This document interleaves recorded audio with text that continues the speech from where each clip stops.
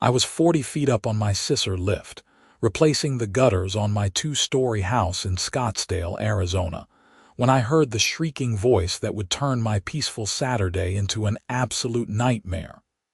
"Excuse me, excuse me. You need to come down from there right now." I looked down to see a woman standing at the edge of my driveway, hands planted firmly on her hips, her face already flushed red despite it being only 9 in the morning. She was wearing a white visor, tennis whites, and had that distinctive haircut that screamed entitlement. I didn't recognize her, which was strange because I knew most of my neighbors on Saguaro Ridge Drive. I pulled out my earbuds and called down, "Can I help you?"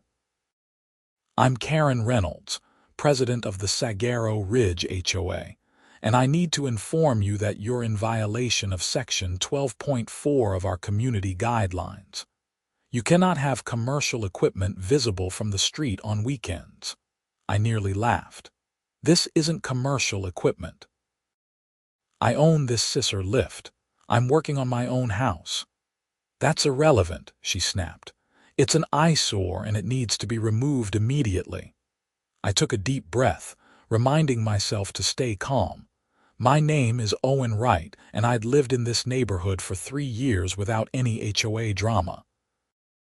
I kept my lawn pristine, my house painted in approved colors, and generally stayed out of everyone's way. This was the first time anyone from the HOA had bothered me about anything. "Madam, I'll have this work done by tomorrow afternoon. The lift will be gone by Sunday evening." "That's not acceptable. You need to remove it now." "I'm not going to do that. I have work to do and I rented this lift for the weekend. It's costing me $300 a day." Karen's eyes lit up at that, and I immediately regretted mentioning the rental cost. $300. That's outrageous. You know what? I need to borrow that lift anyway. My husband and I need to trim our palm trees, and instead of renting one ourselves, you can just let us use yours. Consider it compensation for the violation." I stared at her, genuinely confused about whether she was joking. "You want to borrow my rented equipment? The equipment I'm currently using and paying for. It's the neighborly thing to do. We're all part of the same community." "No," I said flatly. "I'm using it. And even if I wasn't, I'm not letting someone I don't know use equipment that I'm financially responsible for. If you damage it, I'm liable." Her face went from red to purple. "I am the HOA president. You don't get to say no to me." I just did. "Now if you'll excuse me, I have work to do." I put my earbuds back in and returned to measuring the gutter section I needed to cut. Through my peripheral vision, I could see Karen standing there for another minute, her mouth moving in what I assumed were more demands or threats, before she finally stomped off toward her car. I should have known that wouldn't be the end of it. 20 minutes later, my phone started buzzing. I ignored it the first 3 times, but when it rang for the 4th time in 5 minutes, I figured I should check. 7 missed calls from an unknown number and 3 text messages. The first text read, "This is Karen Reynolds. You are in violation of HOA policy. Remove the equipment or face fines." The second, "I am authorized to issue citations. You will receive a formal notice." The third, "We will use that lift one way or another." That last message made me uneasy, but I tried to brush it off. I'd dealt with unreasonable people before. I took screenshots of all the messages and saved them, just in case, then went back to work. By noon, I'd finished installing the new gutters on the front of the house and moved the lift to the side yard. My fence was 6 feet tall, solid wood, and completely blocked the view of my side yard from the street. If Karen wanted to complain about street visibility now, she'd have no leg to stand on. I broke for lunch, making myself a sandwich and sitting on my back patio. My phone buzzed again. This time it was an email from the Saguaro Ridge HOA official account. The subject line read, Notice of violation and fine. I opened it, already annoyed. The email claimed I was in violation of multiple community guidelines: unauthorized commercial activity, unsightly equipment storage, and failure to obtain HOA approval for exterior home modifications. Each violation carried a $50 fine, totaling $150, and I had 24 hours to remedy the situation or face additional daily fines. The thing is, I had obtained approval for the gutter replacement.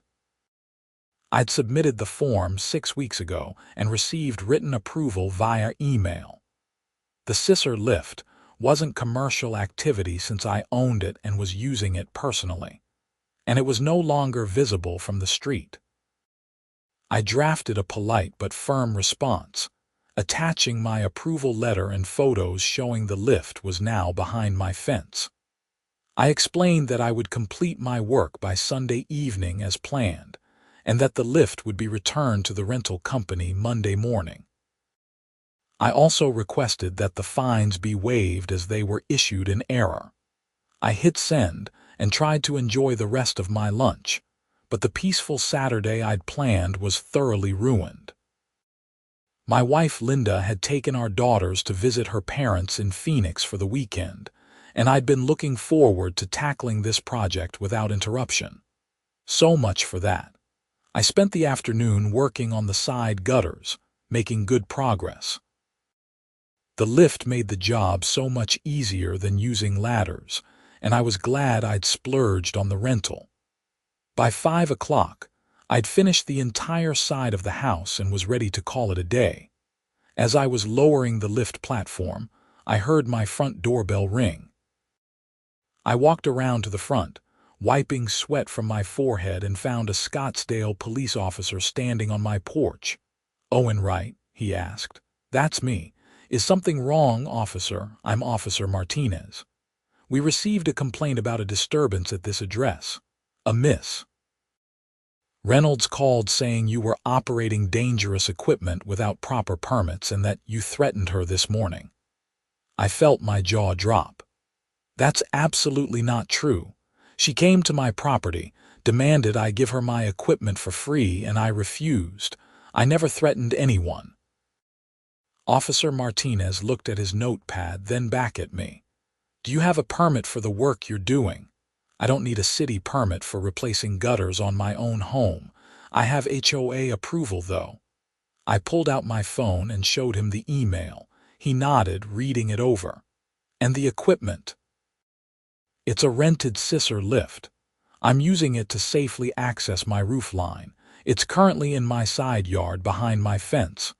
"Can I see it?" "Of course." I led him around to the side yard. The lift stood there, perfectly stable, clearly well-maintained and professional equipment. Officer Martinez walked around it, examined it briefly, then nodded. "This looks fine to me. You're on your own property, you have HOA approval for the work, and you're not violating any city ordinances." Miss Reynolds also claimed the equipment was blocking the sidewalk, but obviously that's not the case. "She wanted to borrow it," I said, "for free. When I said no, she got angry." Officer Martinez sighed in that way cops do when they realize they've been called out for nonsense.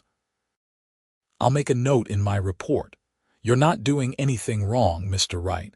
Try to avoid any further confrontation with Miss Reynolds." "I'm trying to avoid her entirely, officer. She's the one who came to my property."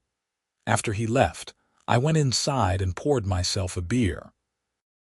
This was getting ridiculous. I'd lived in HOA neighborhoods before and generally found them tolerable, if a bit nitpicky. But this was a whole different level of crazy. Sunday morning started quietly enough. I was up at 7, ready to finish the gutters on the back of the house. The weather was perfect, cool morning air with clear blue skies. I had my coffee, ate some breakfast, and headed outside. The Scissor lift wouldn't start. I tried the ignition 3 times, but nothing happened. The battery was dead, which made no sense because it had been fine yesterday evening. I walked around the lift, inspecting it, and that's when I noticed the battery cables had been disconnected. Someone had sabotaged my equipment. My heart started pounding. This wasn't random. This was deliberate. I immediately thought of Karen's text message. "We will use that lift, one way or another." I pulled out my phone and called the rental company. It was Sunday morning, so I got their emergency line. I explained the situation, and they said they'd send someone out, but it would be at least 2 hours. While I waited, I reconnected the battery cables myself. The lift started right up, which meant there was no actual damage, just tampering. I took photos and videos of everything, including timestamps. Then I checked my security camera footage. I'd installed cameras 6 months ago after there had been some package thefts in the neighborhood. The side yard camera had a clear view of the lift. The footage from 2:30 in the morning showed a figure climbing over my fence. The image quality wasn't perfect in the dark, but the motion-activated lights had clicked on, and I could clearly see Karen Reynolds sneaking into my yard. She spent about 5 minutes messing with the lift, then climbed back over the fence. I couldn't believe what I was seeing. This woman, the HOA president, had trespassed on my property in the middle of the night to sabotage my equipment. I immediately saved the footage to 3 different locations and sent a copy to my email. I called the non-emergency police number and explained the situation. They said they'd send an officer out. While I waited for the police, I decided to continue working. The lift was functional again, and I wasn't going to let Karen's insanity derail my project. I'd done nothing wrong, and I had proof of her criminal trespassing. Officer Martinez showed up again, this time with a partner, Officer Chen. I showed them the security footage. They watched it twice, taking notes. "That's definitely trespassing," Officer Martinez said. "And vandalism, technically, though no permanent damage was done. Do you want to press charges?" "Absolutely," I said. "This is unhinged behavior." She came onto my property without permission in the middle of the night. What if I'd thought she was a burglar? Someone could have gotten hurt. "We'll go talk to Miss Reynolds," Officer Chen said. "We'll need a copy of that footage for our report." I gave them a USB drive with the video file, along with screenshots of Karen's threatening text messages. The officers left, and I returned to my work, though I was pretty rattled.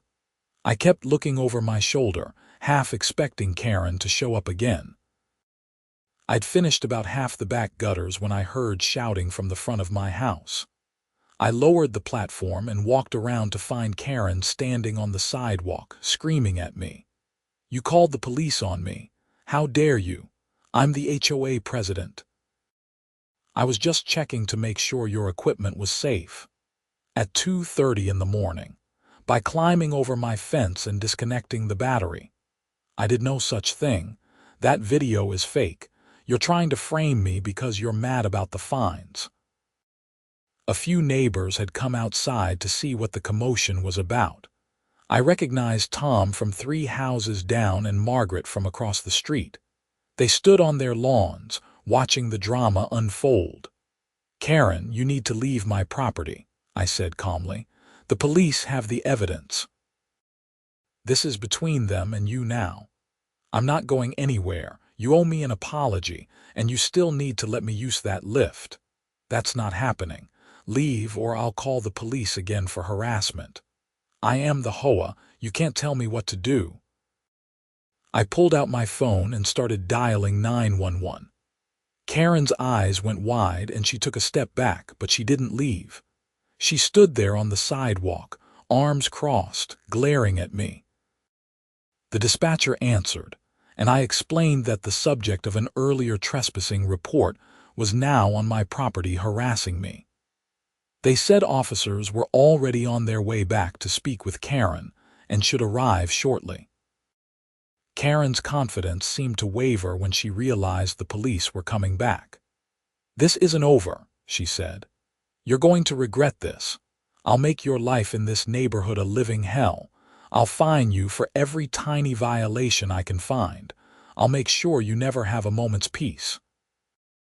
"Are you threatening me?" I asked, making sure my phone was still recording audio. "It's not a threat, it's a promise. The HOA has rules and I enforce them. You're going to learn that the hard way." Tom, my neighbor, walked over. "Karen, you need to calm down. Owen's not doing anything wrong. He's just working on his house.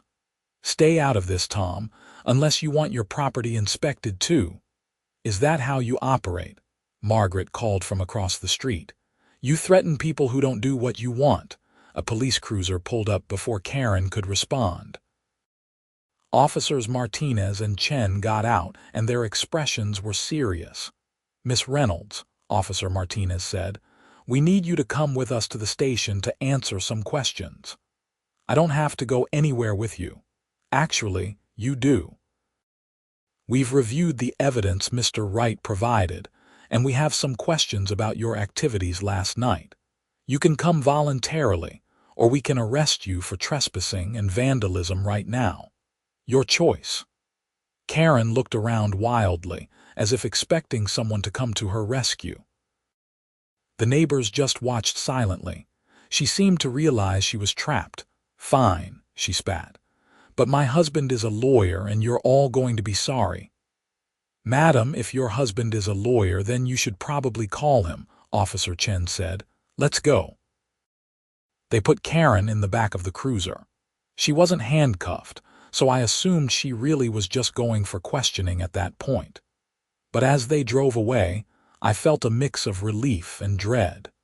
This situation had escalated so far beyond what it should have been. Tom walked up to me as the cruiser disappeared.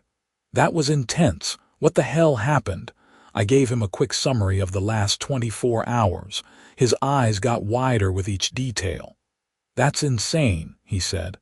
"I knew Karen could be pushy about HOA stuff, but trespassing? Sabotage. That's criminal. Tell me about it. I just wanted to replace my gutters." Margaret crossed the street to join us. "I've had run-ins with Karen before," she said. "She tried to fine me because my mailbox had a small dent in it, said it was an eyesore. I told her the mailbox was hit by a car and I was waiting for insurance to process the claim. She didn't care, demanded I replace it immediately or face daily fines." "What did you do?" I asked. "I went to the HOA board meeting and contested the fine. Turns out Karen has been issuing violations without proper board approval for months. She's supposed to document violations and bring them to the board for review, but she's been acting unilaterally. The board actually overturned about 80% of her fines." That was interesting. "So she doesn't actually have the authority she claims?" "Nope. She's president, but that doesn't make her a dictator. The board voted to require her to get approval before issuing any fine over $25. She's been ignoring that rule. This just kept getting better. Not only had Karen trespassed and vandalized my property, but the fines she'd threatened me with likely weren't even valid. I thanked Tom and Margaret for their support and went back to work. I was determined to finish this project today, both because I needed to return the lift tomorrow and because I refused to let Karen's crazy behavior disrupt my life any more than it already had. The rest of Sunday passed without incident. I finished the back gutters, cleaned up my workspace, and did a final inspection of everything. The gutters looked great, and I was proud of the work. I'd saved probably $1,500 by doing it myself instead of hiring professionals. Linda and the girls got home around 6. My wife took one look at my face and knew something had happened. "What's wrong?" she asked as our daughters ran upstairs to their rooms. I told her everything. Her expression went from confused to angry to shocked. She climbed into our yard in the middle of the night. Linda's voice was tight with controlled fury. "Owen, we have kids. What if she tried to get into the house?" "I know. That's why I press charges. The police have the evidence." Good. I want that woman nowhere near our family. Monday morning, I returned the Scissor lift. The rental company representative inspected it, found no damage, and processed my return without issue. I was glad that part was over. Around 10, I got a call from an unknown number. I almost didn't answer, but something made me pick up. Mr. Wright? This is Detective Sarah Portman with the Scottsdale Police Department. I'm calling about the incident involving Karen Reynolds. Yes, Detective. What can I do for you? I wanted to update you on the situation. Miss Reynolds was arrested last night after questioning. She initially denied everything, but when confronted with your video evidence, she changed her story. She claimed she had the right to enter your property as HOA president to inspect code violations. That's not how property law works. No, it's not. She's been charged with criminal trespassing and criminal damage. The damage charge is relatively minor since you were able to fix the lift yourself, but combined with the trespassing, she's looking at possible jail time, especially if she has any prior record. Does she? I can't share details of her criminal history, but let's just say this isn't her first encounter with law enforcement regarding HOA disputes. That didn't surprise me at all. What happens now? She'll have an arraignment in the next few days. You may be called as a witness if this goes to trial, but many of these cases end in plea deals. I also wanted to ask if you've experienced any further harassment or threatening behavior. Not since the officers took her in yesterday. I have recordings of her threatening to make my life hell and fine me for every tiny violation she could find. She said it in front of witnesses. Please send those recordings to my email. That could support additional charges of harassment or witness intimidation. She gave me her email address, and I promised to send everything over within the hour. After we hung up, I compiled all my evidence. The videos, the text messages, the threatening emails, the audio recording from Sunday. I organized it into a folder and sent it to Detective Portman with a detailed timeline of events. Linda was relieved when I told her about the arrest. Maybe now we can have some peace. But peace wasn't coming just yet. Tuesday afternoon, a process server showed up at my door. I'd been served with legal papers. My stomach dropped as I read them. Karen Reynolds, through her lawyer husband Richard Reynolds, was suing me for defamation, false arrest, and emotional distress. They were seeking $50,000 in damages. I immediately called a lawyer friend of mine, Marcus Chen, who practiced civil litigation in Phoenix. I sent him photos of the lawsuit papers. This is a slap suit, Marcus said after reviewing everything. Strategic lawsuit against public participation. She's trying to intimidate you into dropping the criminal charges by burying you in legal fees. Can she do that? She can file whatever she wants, but Arizona has anti-slap laws. We can get this dismissed pretty quickly, and you can potentially recover your attorney fees from her. But here's my advice. Don't engage with this directly yet. Let the criminal case play out. If she's convicted, this civil suit will collapse on its own. No jury is going to award damages to someone who was convicted of trespassing on your property. So I just wait. You respond to the lawsuit within the required time frame so you don't default, but we file a motion to stay the civil proceedings pending resolution of the criminal case. It's standard procedure. I can handle this for you. Given the circumstances and our friendship, I'll do it for a flat fee of $2,000. I agreed. $2,000 hurt, but it was way better than the tens of thousands a drawn-out lawsuit could cost. Marcus said he'd file the necessary paperwork by the end of the week. Wednesday brought another development. I received a certified letter from the Saguaro Ridge HOA board, but this one wasn't from Karen. It was signed by David Patterson, who identified himself as the vice president. The letter apologized for the unfortunate incidents of the past weekend and informed me that Karen Reynolds had been placed on administrative leave from her position as HOA president, pending a board investigation into her conduct. The letter also rescinded all fines she had issued to me and confirmed that my gutter replacement work was properly approved and compliant with community guidelines. Furthermore, the board was conducting an audit of all violations and fines Karen had issued over the past year. They invited any homeowner who felt they had been unfairly targeted to contact the board for review. I felt a wave of relief. At least the HOA itself wasn't going to be a problem. It was just Karen, acting outside her authority and apparently abusing her position. Thursday evening, I got a call from Officer Martinez. "Mr. Wright, I wanted to give you a heads up. Karen Reynolds made bail this morning, and we've had reports that she's been driving through your neighborhood. She hasn't violated her restraining order since she stayed on public streets, but we wanted you to be aware. There's a restraining order. Temporary one, yes. As a condition of bail, she's not allowed within 100 feet of your property or to contact you directly or indirectly. If she violates that, she goes back to jail. Thanks for letting me know. I'll keep my cameras running." And it was a good thing I did, because Friday afternoon things went completely off the rails.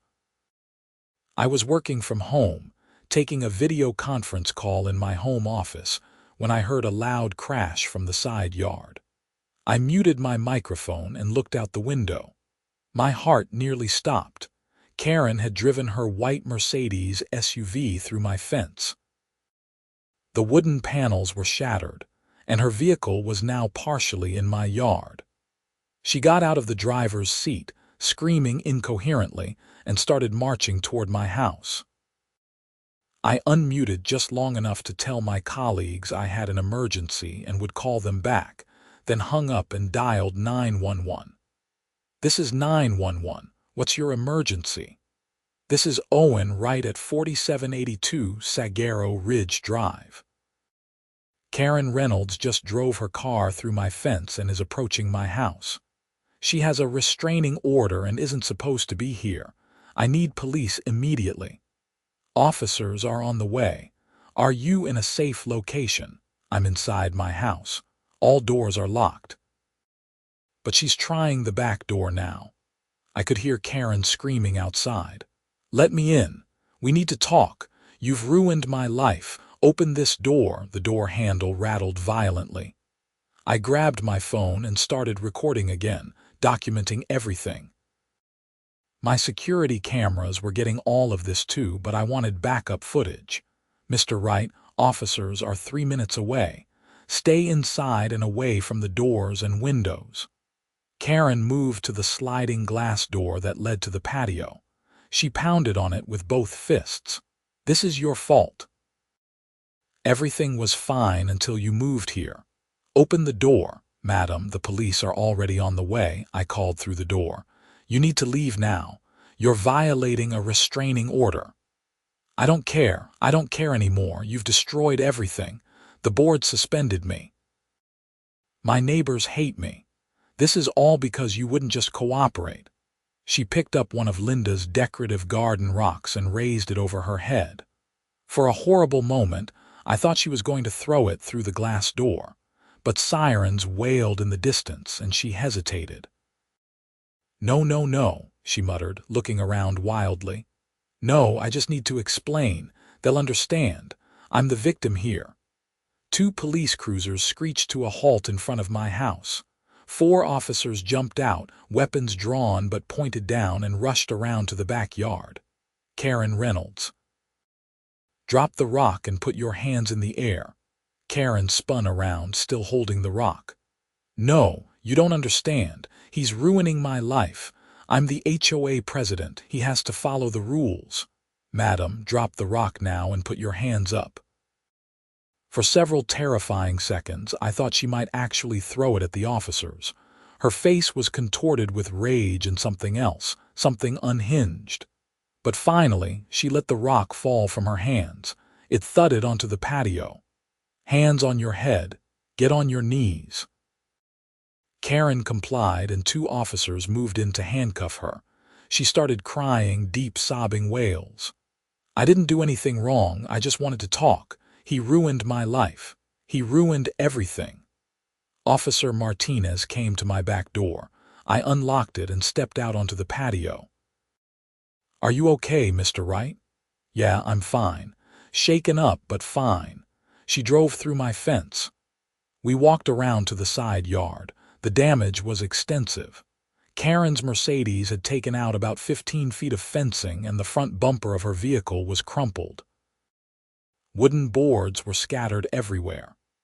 "This is going to add several charges," Officer Martinez said grimly. "Criminal damage, violation of a restraining order, possibly reckless endangerment. She's going back to jail, and I doubt she'll get bail this time." Another officer was photographing the scene while a third spoke with Karen, who was sitting in the back of a cruiser, still crying. A fourth officer was taking measurements and collecting evidence. Detective Portman arrived about 20 minutes later. She surveyed the damage, then came over to speak with me. "Mr. Wright, this situation has escalated significantly. Are you and your family safe? Do you have somewhere else you can stay for a few days? My wife and daughters are at her sister's house in Temp." I sent them there this morning when Officer Martinez warned me Karen was driving through the neighborhood. "Smart.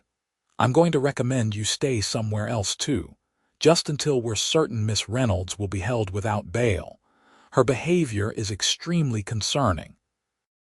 This goes beyond typical HOA disputes. We're going to request a psychological evaluation." I ended up staying with Marcus, my lawyer friend, for the weekend. Linda and the girls stayed in Temp. It felt surreal, being forced out of my own home because a woman couldn't handle being told no. Saturday morning, Marcus and I went back to my house so I could get more clothes and check on things. The police had finished processing the scene, and a crew from my insurance company had already been out to assess the damage. They'd installed a temporary fence section to close the gap. My neighbor Tom came over while I was there. "Hey man, I'm really sorry about all this. Half the neighborhood is talking about it. There's actually a petition going around to have Karen permanently removed from the HOA board." "I appreciate that. This whole thing is insane. I just wanted to fix my gutters." "I know. Listen, a bunch of us neighbors are planning to attend Karen's arraignment on Monday. We want the judge to know that she's been abusing her position and that this isn't just a personal dispute. She's been terrorizing people for years." "That would be really helpful. Thank you." Marcus and I spent Saturday afternoon preparing for Monday's hearing. He compiled all the evidence into a comprehensive timeline and drafted a statement about Karen's pattern of harassment and escalating behavior. Sunday, Detective Portman called with an update. Karen Reynolds is being held without bail pending Monday's arraignment. The prosecutor is taking this very seriously. They're charging her with criminal trespassing, criminal damage to property, violation of a protective order, and harassment. If convicted on all counts, she could face up to 2 years in jail. "What about her lawsuit against me?" I spoke with the prosecutor.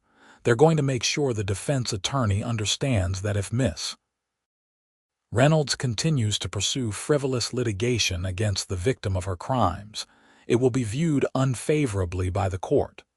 My guess is they'll drop the civil suit as part of any plea negotiation." Monday morning, the courtroom was packed. I sat in the gallery with Linda, Marcus, Detective Portman, and at least 15 of my neighbors. Tom had really mobilized the community. Karen was brought in wearing an orange jumpsuit, her hands cuffed in front of her. She looked haggard, her hair messy, her face pale without makeup. Her husband Richard sat at the defense table, conferring with another attorney. Apparently, he couldn't represent his own wife in criminal court due to conflict of interest. The judge, a stern-looking woman named Judge Patricia Morrison, reviewed the charges. The prosecutor, an assistant district attorney named James Walsh, presented a summary of the case that was damning.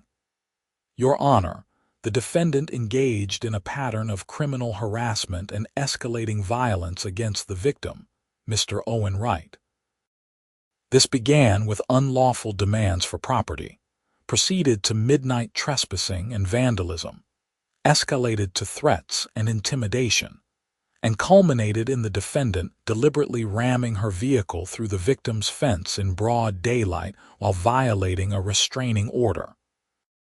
The defendant then attempted to force entry into the victim's home while he was present. The state believes the defendant poses a significant danger to Mr. Wright and potentially to the community. Karen's attorney, a sleek man in an expensive suit named Robert Morrison, stood up. Your Honor, my client is a respected member of her community, a homeowner with no prior convictions. She's been the HOA president for 5 years. This situation arose from a legitimate dispute over community rules that unfortunately escalated beyond anyone's intention. Mrs. Reynolds has mental health issues that were exacerbated by stress, and she needs treatment, not incarceration. We request that she be released on bail with conditions including mandatory counseling and a stay-away order. Judge Morrison looked unimpressed. Mr. Morrison, your client violated the restraining order that was already in place. She caused thousands of dollars in property damage. She attempted to force entry into the victim's home. These are not the actions of someone who can be trusted to follow court orders. Your Honor, if I may, Walsh interjected. We have multiple witnesses prepared to testify about the defendant's abuse of her position as HOA president. This is not an isolated incident, but rather a pattern of behavior spanning years. The defendant has used her position to harass, intimidate, and extort residents of her neighborhood. The judge looked at the gallery where my neighbors sat. I see we have quite a few people here today. Is anyone prepared to speak? Tom stood up. Your Honor, I'm Tom Bradley. I live 3 houses down from Mr. Wright. Karen Reynolds has been terrorizing our neighborhood for years. She issues bogus fines, threatens people who disagree with her, and has made many of us afraid to even use our own yards. What she did to Mr. Wright is just the most extreme example of behavior she's shown to dozens of us. Margaret stood next. Your Honor, I'm Margaret Foster. Mrs. Reynolds threatened to fine me daily until I was forced to sell my home and move.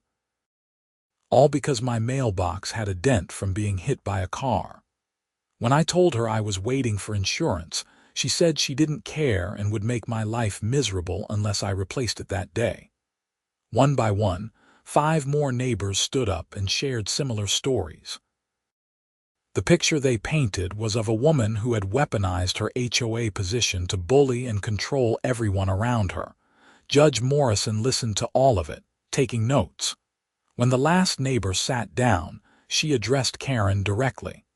Miss Reynolds, you have heard the charges against you and the testimony of your neighbors. Do you wish to say anything at this time? Karen stood up, shaking. Your Honor, I was just trying to enforce the rules. That's my job as president. Mr. Wright was violating multiple guidelines. He refused to cooperate. He refused to be a good neighbor. Everything I did was to protect our community's property values and standards. You drove your car through his fence. I was upset. He got me arrested. He's destroying my reputation. I've given 5 years to that HOA, and now everyone hates me because of him. Miss Reynolds, you need to understand something. You are not here because Mr. Wright got you arrested. You are here because you committed crimes.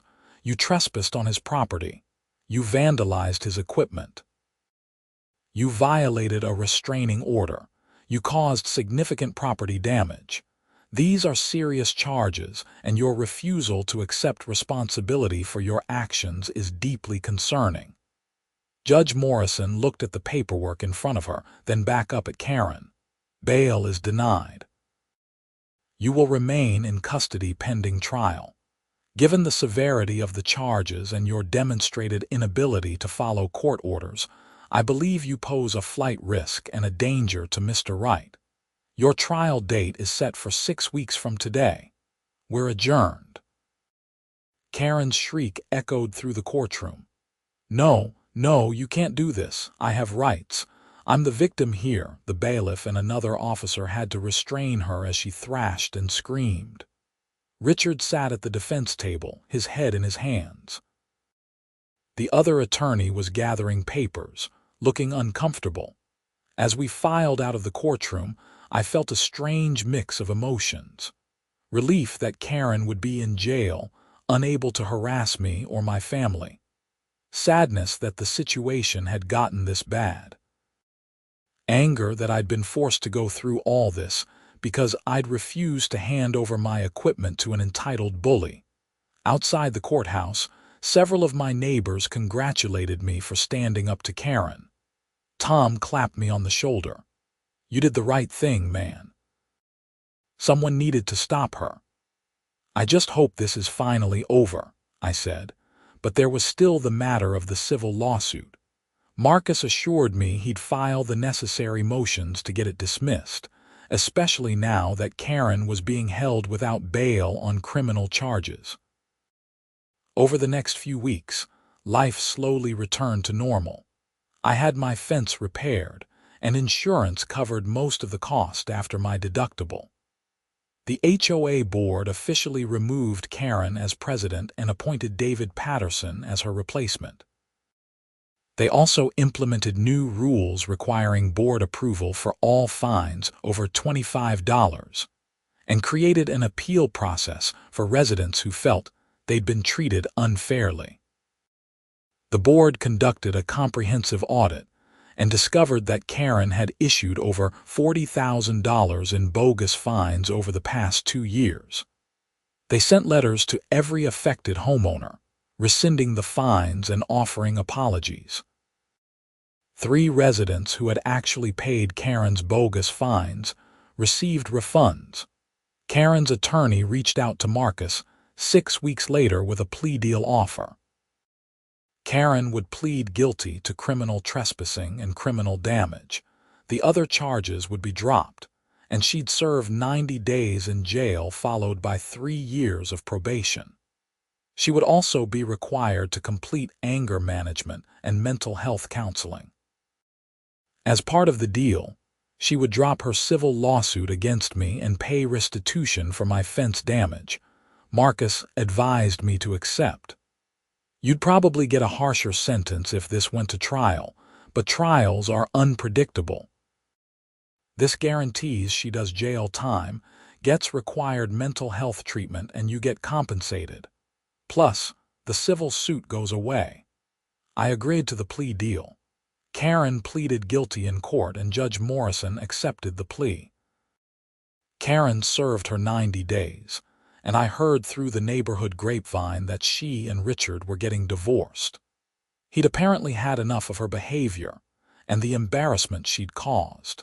Linda and I attended an HOA board meeting 2 months after everything concluded. David Patterson had transformed the organization. Meetings were civil and productive. Rules were enforced fairly and consistently. Fines were rare and only issued after proper warnings and appeals processes. "We owe you an apology," David said to me during the meeting. The board should have been more attentive to how Karen was operating. We gave her too much autonomy and didn't properly oversee her actions. What happened to you never should have happened. "I appreciate that," I said. "I'm just glad it's over." Tom leaned over and whispered, "Did you hear? Karen and Richard's house is going up for sale next month. They're moving to California." I couldn't say I was sorry to hear it. Some distance between us seemed like the best possible outcome. The following spring, Linda and I hosted a neighborhood barbecue in our backyard. 20 families showed up, and we spent the afternoon grilling, playing yard games, and actually enjoying each other's company. It was the kind of neighborhood gathering that HOAs are supposed to foster, the sense of community and connection. Margaret brought over a housewarming gift, even though we'd lived there for years. "This is to commemorate your new gutters," she said with a laugh, handing me a box.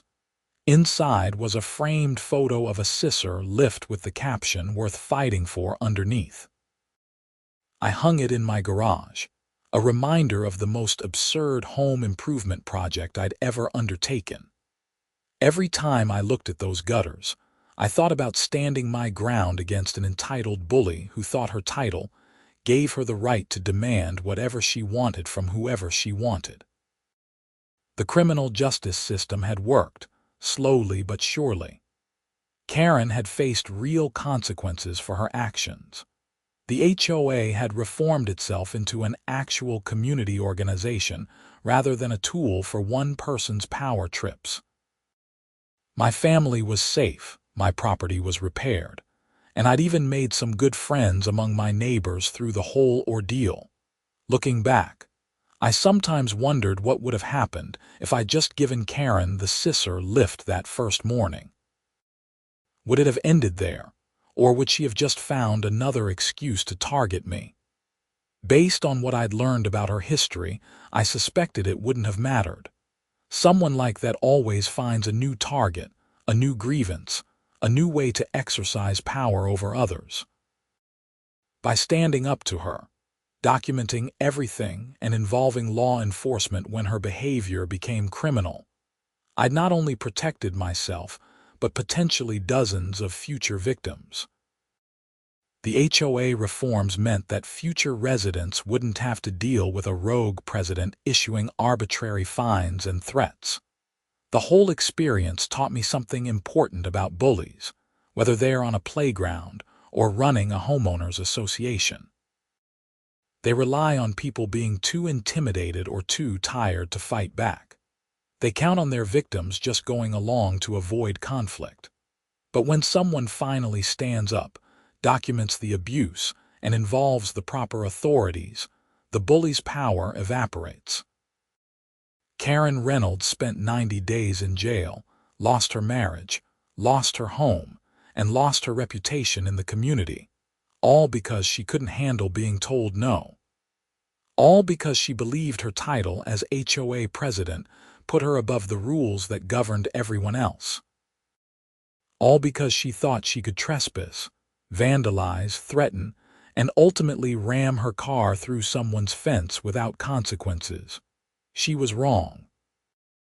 And every time I looked at my beautiful new gutters, installed with my own hands using that rented Scissor lift, I was reminded that sometimes the right thing to do is simply to stand your ground and refuse to be bullied, no matter who's doing the bullying or what title they claim to have.